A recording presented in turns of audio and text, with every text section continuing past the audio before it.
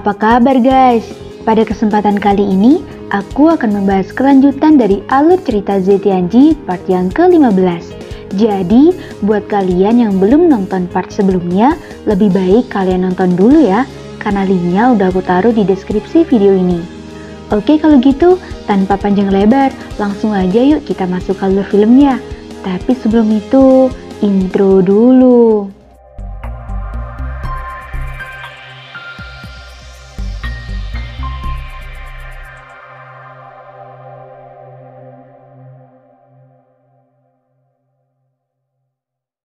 Di part sebelumnya, diketahui kalau Shurong telah sampai di kota Hujing dan mendapatkan perintah dari permaisuri ilahi untuk memenangkan pertarungannya dengan Changsheng. Setelah itu, Shurong pun pergi menuju pavilion jenderal ilahi untuk bertemu dengan kedua orang tuanya. Di sana terlihat semua orang sangat senang dengan kedatangannya tersebut.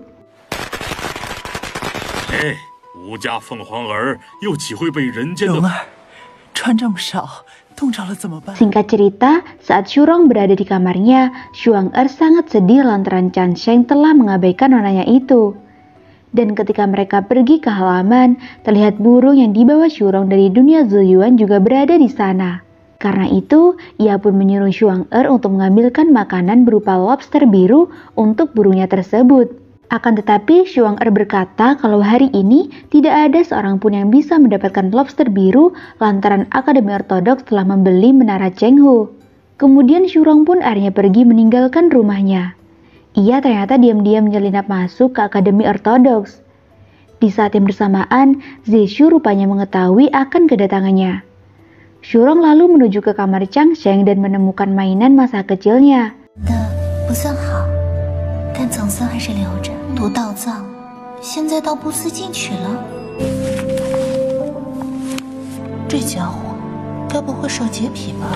Tak disangka, Shurong malah melihat Moyu yang ingin menemui Changsheng. Agar Shurong tidak salah paham, Moyu pun menjelaskan kalau kedatangannya ke sana hanya untuk tidur di kamar Changsheng. Alhasil, Moyu pun balik bertanya mengenai maksud kedatangan Shurong ke tempat itu. Karenanya, Shurong pun mengatakan kalau ia hanya ingin memastikan kebenaran tentang hubungan Changsheng dan naga hitam. Shurong juga berkata kalau wajar ia pergi ke tempat itu karena ia pernah memiliki kontrak pernikahan dengan Changsheng. Mendengar hal tersebut, Moyu pun menyuruh Shurong untuk tidak menyinggung Changsheng lantaran saat ini ia bukanlah orang biasa.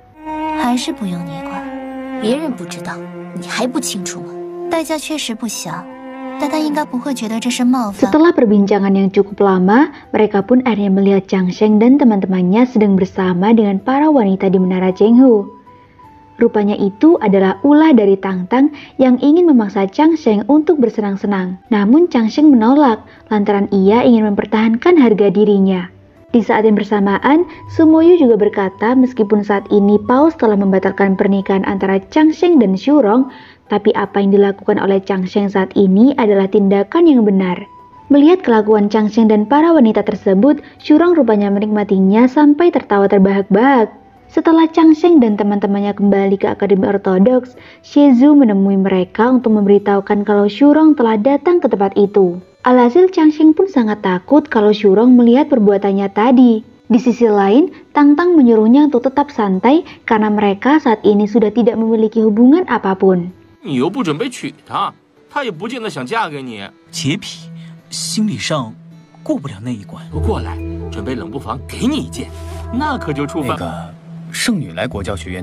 Saat pagi tiba, ternyata Shurong telah mengirimkan surat tantangan untuk Changsheng, yang mana pertarungan tersebut akan terjadi 7 hari kemudian di jembatan kota.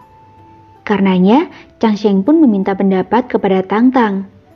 Untuk itu, Tangtang pun berkata kalau ia takut Changsheng akan mengundurkan diri setelah ia melihat kecantikan Shurong. Mengingat Tangtang tidak mengetahui kalau Changsheng pernah bertemu dengan Shurong. Scenes berpindah pada para petinggi Departemen Pendidikan yang ternyata sedang sibuk mempersiapkan arena pertarungan itu.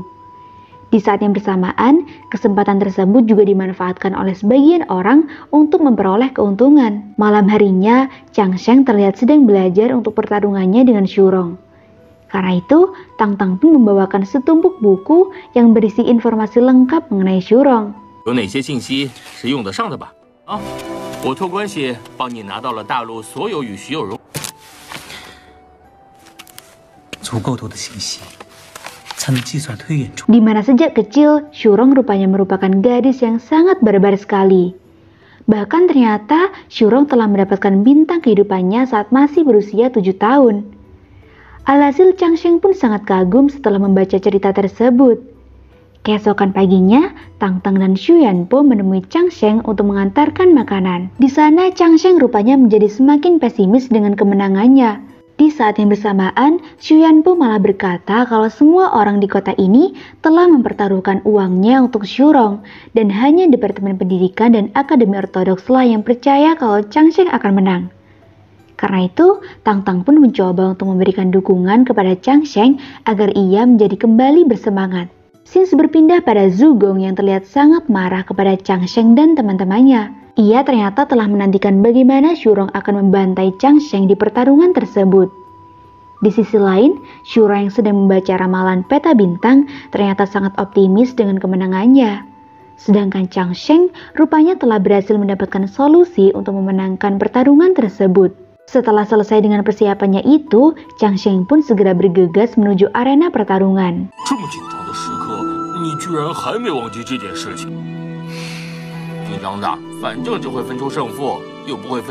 Di saat yang sama, Sotong yang mendapatkan berita ini ternyata sama sekali tidak tertarik lantaran pertarungan itu bukanlah pertarungan hidup dan mati. Singkat aja, Changsheng pun akhirnya telah sampai di arena pertarungan bersama teman-temannya. Di sana juga terlihat beberapa petinggi kerajaan memuji ketenangan yang dimiliki oleh Changsheng. Di tengah-tengah hujan salju, Shurong pun akhirnya sampai di tempat tersebut. 又见面了，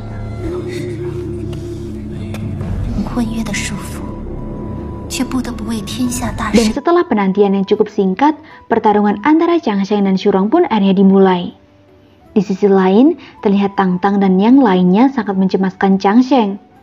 Dalam pertarungan tersebut, Changsheng ternyata menggunakan teknik pedang api milik Wang Po.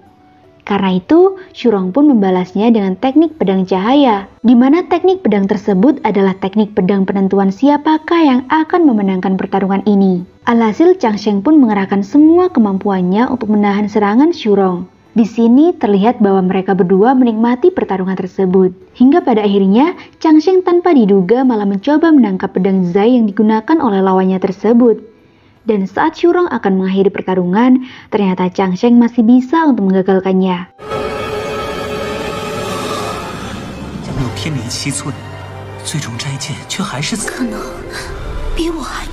Melihat hal tersebut, semua orang sangat bingung dengan siapa yang akan memenangkan pertarungan tersebut. Di sisi lain, Shurong dan Changsheng terdiam sembari memikirkan apa yang salah dengan serangan yang mereka berikan. Dan secara mengejutkan, tiba-tiba Shurong berkata kalau ia mengakui kekalahannya. Mendengar suara itu, Changsheng pun akhirnya menyadari kalau Nona Cujian yang ia temui di dunia Zoyuan adalah Shurong. Kemudian mereka pun tetap berada di tempat tersebut sembari menikmati salju yang turun. Alhasil semua penonton pun dibuat bingung dengan apa yang sebenarnya terjadi. Tak lama kemudian, seorang petugas menemui mereka untuk menyampaikan kalau Shurong telah mengakui kekalahannya. Di sana Shurong lalu menyuruh Changsheng untuk tidak memberitahukan pertemuan mereka di dunia Zoyuan kepada orang lain. Singkat cerita, Shurong pun akhirnya pergi meninggalkan jembatan itu dan memberikan sebuah surat kepada Changsheng. Tak berselang lama, Tangtang pun menemui Changsheng untuk menanyakan apa yang sebenarnya terjadi. Akan tetapi Changsheng ternyata malah memilih diam dan pergi meninggalkan tempat itu. Dalam perjalanannya kembali ke Akademi Ortodoks, Changsheng berhenti sejenak untuk melihat surat yang telah diberikan Shurong. Ternyata isi dari surat tersebut adalah sebuah ajakan untuk bertemu malam ini. Sesampainya di Akademi Ortodoks, Tangtang sangat bingung dengan sikap Changsheng yang tiba-tiba berubah. 胜负不系于怀，你们过滤了，反应只怕打死都不会说。刚才在回来路上，他一时傻笑。 Sesaat setelah itu, Changsheng pun memanggil Tangtang untuk membantunya memilihkan baju untuk malam ini. Namun meski Tangtang telah mengetahui rencana kencannya itu, Changsheng berkata kalau ia tidak akan memberitahukan tempat pertemuan mereka. Singkat aja, Changsheng pun akhirnya telah sampai di tempat yang tertulis dalam surat tersebut. Akan tetapi ia tidak melihat keberadaan Shurong di sana. Tak berselang lama, Shurong pun akhirnya muncul dan mengajak Chang Sheng untuk pergi ke sebuah warung yang ada di pinggir jalan. Ketika berada di sana, mereka tanpa sengaja bertemu dengan dua orang yang sedang memperdebatkan hasil pertarungan tersebut. Karenanya, Chang Sheng dan Shurong pun pergi meninggalkan tempat itu. Lantaran hari sudah malam, Chang Sheng dan Shurong akhirnya berpisah. Di sisi lain, Zhe Shu rupanya masih memikirkan keberadaan Qi Jian. 沈长生，你到底去哪儿了？不会真的和女人吃？定如是非，你做到了。沈长生，你等着我！不算错，但还有一种。 Dan dengan ini, akhirnya Zetianji Season 5 pun selesai. Karena alur cerita film ini telah habis, jadi alur cerita apa lagi nih yang ingin kalian aku bahas? Tulis di kolom komentar ya. Oke, cukup sekian perjumpaan kita kali ini. Jangan lupa like dan subscribe jika perlu. Semoga kita semua sehat selalu. Dan sampai jumpa di video-video pembahasan alur cerita berikutnya ya.